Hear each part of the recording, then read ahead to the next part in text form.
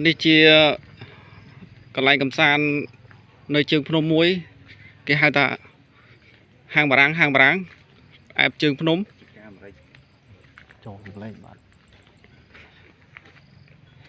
mơ tới speed art em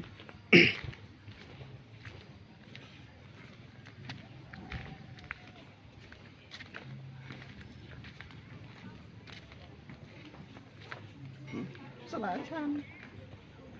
rất lâu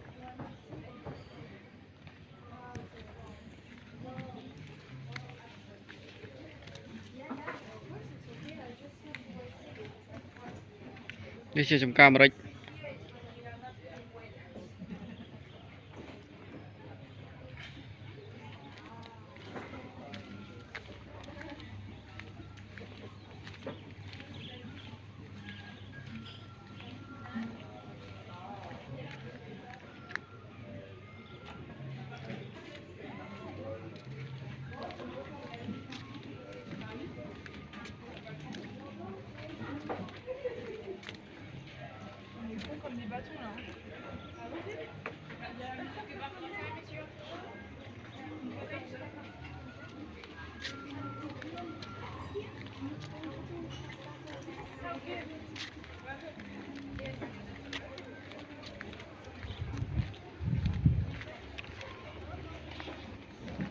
นี่ใส่เก็บลายกันเนี่ยกาแฟเหมือนเนี่ยกาแฟ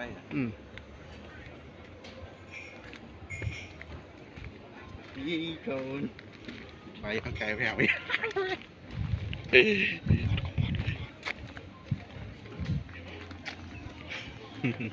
nó cái bật lời này ham châu đòi luôn này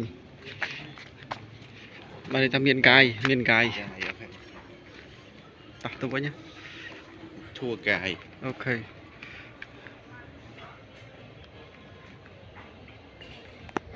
thank you đại ban chui subscribe ở con channel